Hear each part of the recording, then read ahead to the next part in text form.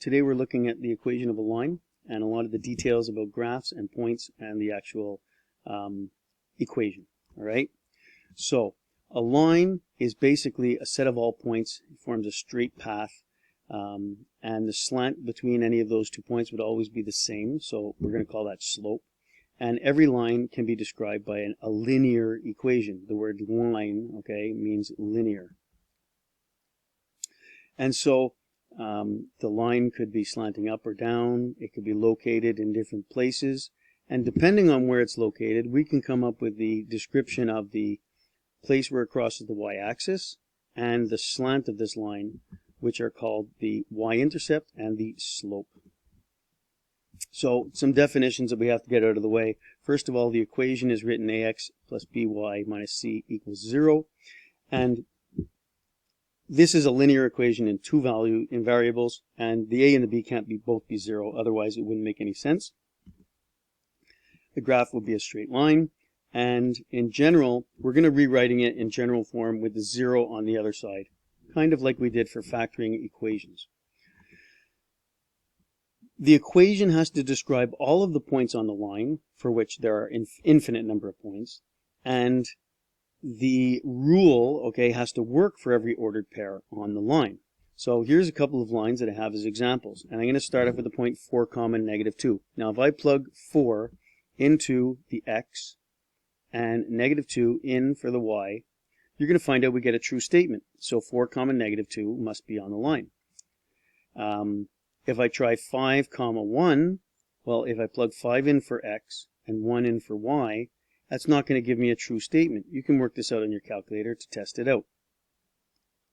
Same thing with the next line. If I tried 4, -2, if I plug 4 in for x and -2 in for y, it's not going to give me a true statement. So it means that 4, -2 is not on the line.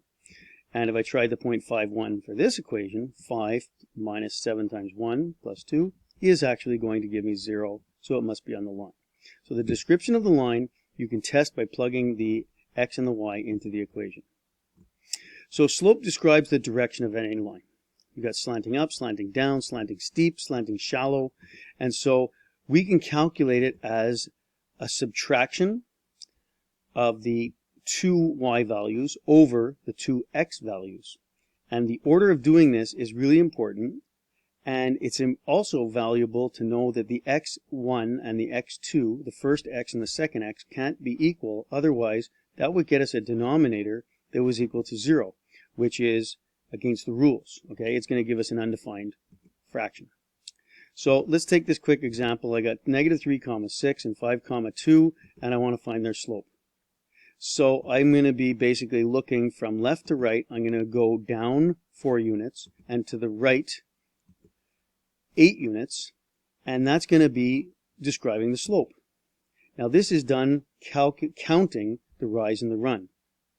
It could also be done by calculating 2 minus 6, so the second y, okay, is going to be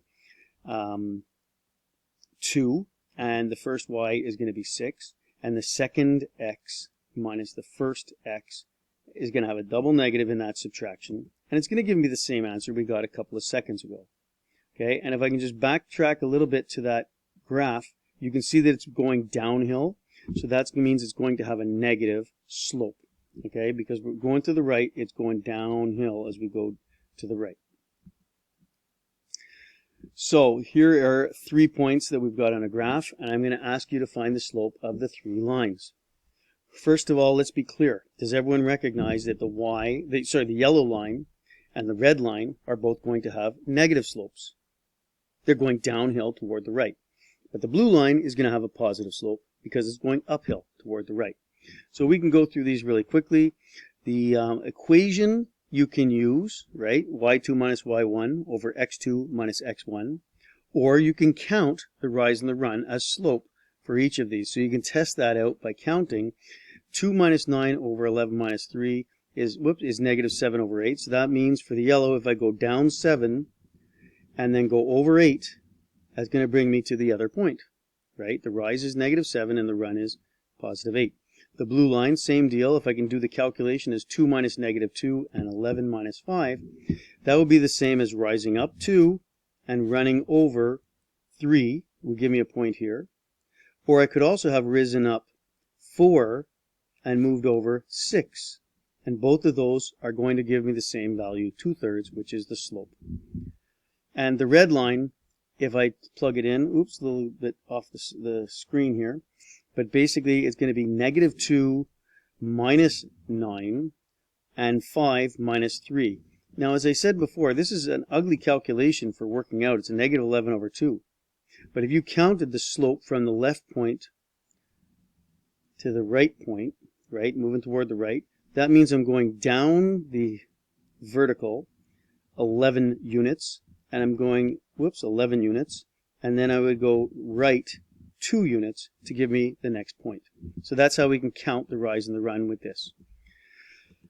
So basic calculation on this one, you're going to go second y minus first y. Remember, these coefficients, these subscripts refer to a label, the second y and the first y, which I subtract, and then the second x minus the first x. So I'm trying to teach you guys to always subtract backwards. But what happens here?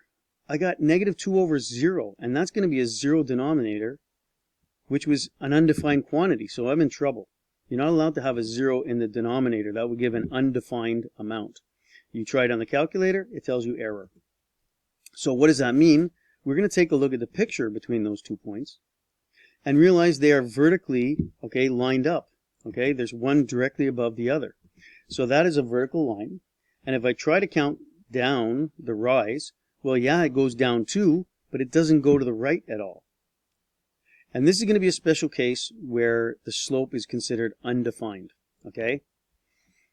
Let's take another one that's a special case where if I subtract the y's and the x's, I'm going to wind up with 0 on top. Now this is perfectly legal. You're allowed to have a fraction with 0 on the top, and it just means that the fraction is equal to 0.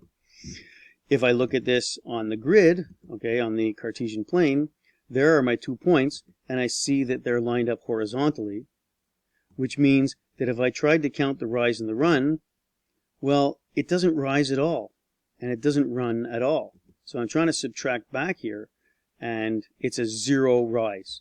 And a horizontal line is basically going to have a slope of 0. That's perfectly acceptable, and it's a special case when we talk about the equation of that line. So from this, we know that a vertical line has an undefined slope, and a horizontal line has a slope equal to 0. So we're going to stop right there, and later on I'm going to show you some details about how to find the equation of a slope just using some algebra. In the meantime, though, all we can do is plug in some points, and if you ever have to plug in a value, try plugging in a nice easy one to calculate, like 0. And then you can get 2 ordered pairs from that, and then subtract back. 0 minus -8, 2 minus 0. And that's going to give you a slope of 4 when you work it out. All right? So that's about where we're going to leave off at this point. Have a good day.